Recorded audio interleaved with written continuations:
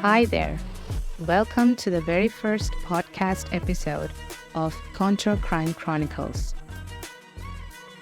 This is a special series just in time on August 15th, the Indian Independence Day.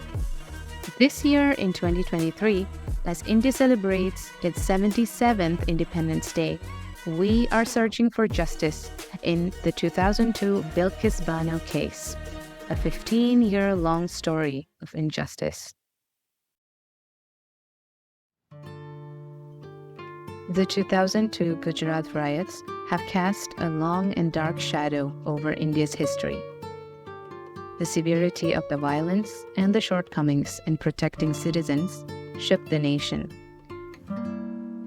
Yet, in the middle of this whirlwind, there is a hero, Bilkis Bano. She was there, in the midst of the chaos, her family under attack, her life torn apart.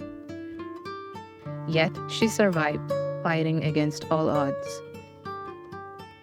She dared to challenge the silence and seek justice. The Bilkis Bano case is just one of the many stories that emerged from this traumatic period. So here we are, staring history in the face, ready to unwrap this shocking true crime case. But, dear listeners, buckle up, because there's always more to the story. And guess what? We're just getting started. Throughout this season of Contra Crime Chronicles, we'll investigate the Bilkis Bano case in detail. This ain't no run-of-the-mill recap. It's an exploration, a journey.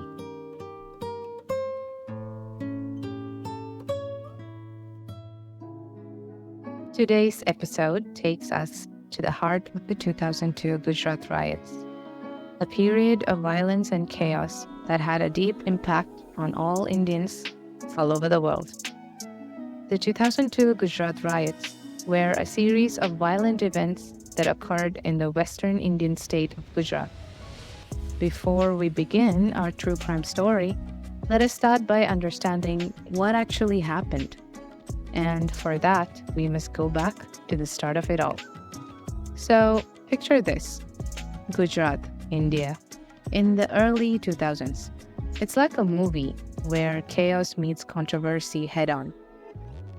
Our story starts with a bang on 27 February 2002, when a train carrying Hindu pilgrims caught fire in a town named Godhra, leading to the deaths of 58 passengers.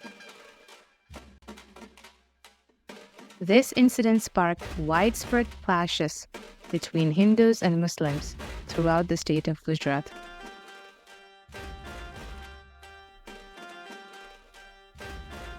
The fire that engulfed the train carrying Hindu pilgrims was indeed a deeply tragic event.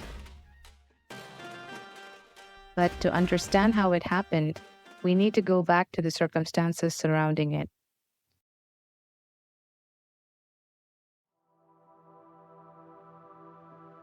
We're in Godhra, a city shaking on the edge. The Sabarmati Express train was returning from a pilgrimage. The train had stopped at Godhra railway station, and a large crowd had gathered around the train. Reports suggest that a heated argument ensued between the passengers and those gathered. The argument escalated, and then the train was stopped longer than scheduled. This situation created tension and unrest among the crowd. The train eventually resumed its journey, but shortly after leaving the station, a fire broke out inside one of the train's compartments.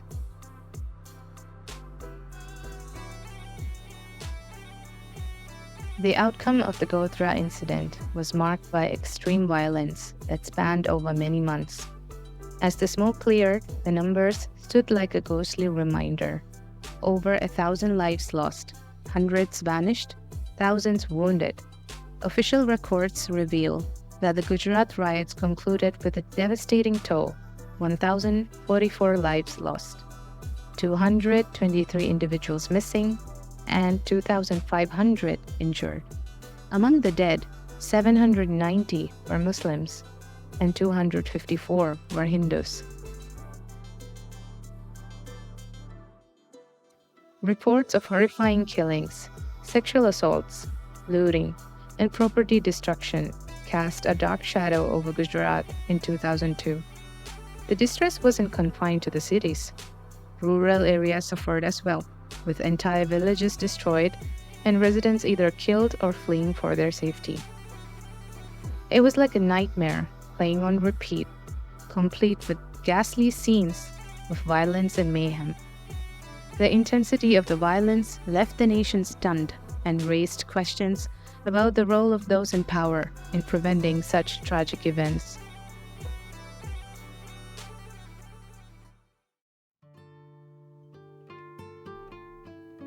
Now, you may ask, where were the police during all of it?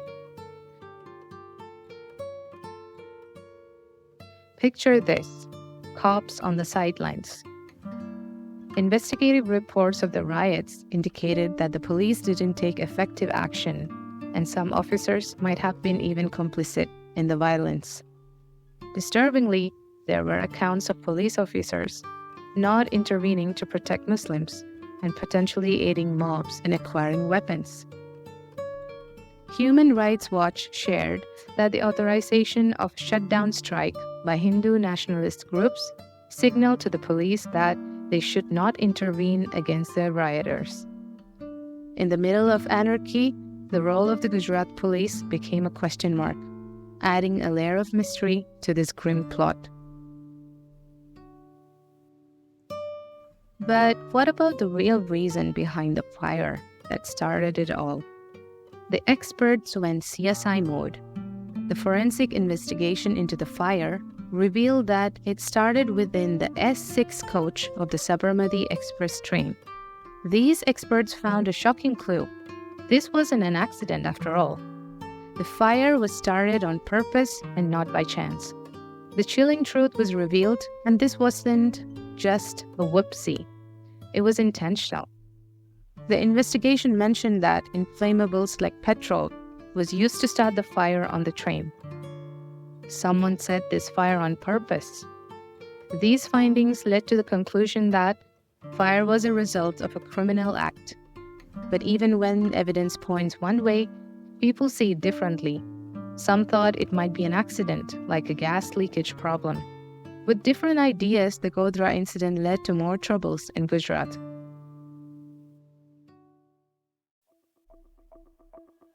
Now, the story takes us to a special group of people. It was March 6, 2002, and they were supposed to find out what happened. They had a tough job to find out the truth about the Godhra fire. And finally, in September of 2008, more than 6 years later, the Nanavati Mehta Commission, headed by the then Chief Minister Narendra Modi, concluded their inquiry. Their report said that the train burning was a pre-planned arson committed by a 1,000-strong Muslim mob. But here's where things get interesting. There were other reports. A second report that came from the Banerjee Commission, chosen by the Ministry of Railways, said the fire could be an accident. An independent investigation by a non-governmental organization also said that it was an accident. So here we are, with one side saying that it was a pre-planned conspiracy, while the other side saying that it was an accident. However, the Gujarat High Court found the latter findings to be unconstitutional and invalid claims. And so, in February 2011, a trial court convicted 31 Muslims for the Godhra train incident. In October 2017, the Gujarat High Court upheld the conviction of these 31 Muslims. They were sentenced to life imprisonment. Well, it's time to step into the spotlight, Mr. M. The Chief Minister of Gujarat in 2002 Narendra Modi, who is now the Prime Minister of India since 2014, faced claims of not doing enough to control the violence. Accusations flew like arrows. Investigations stirred up dust. Allegations were made that the police and the government officials provided assistance to the rioters and handed them lists of Muslim-owned properties.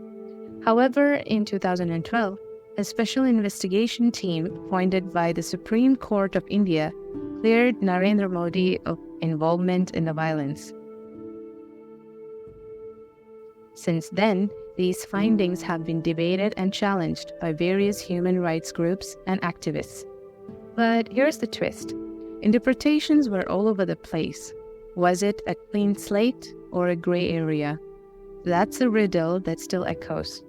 And get this, it's like straight out of a suspense movie. Let's dive into the final report that was filed on December 10, 2019 by the Nanavati Mehta Commission. When the report came crashing in, it gave a clear thumbs up to the then state government, the one led by none other than Narendra Modi himself. Now, here's where the plot thickens.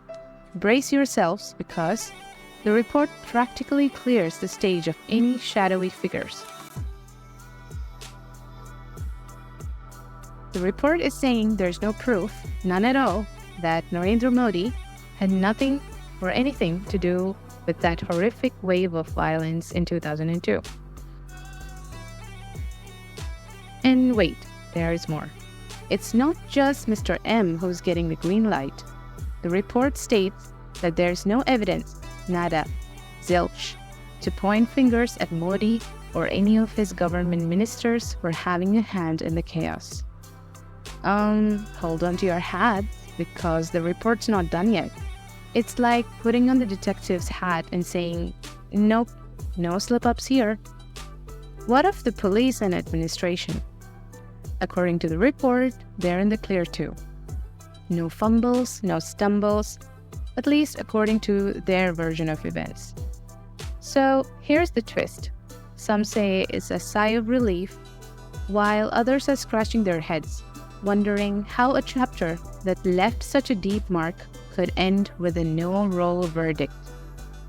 We've got a pot of controversy brewing, my dear listeners, and we're just getting started. Thank you for tuning into this episode of Contra Crime Chronicles.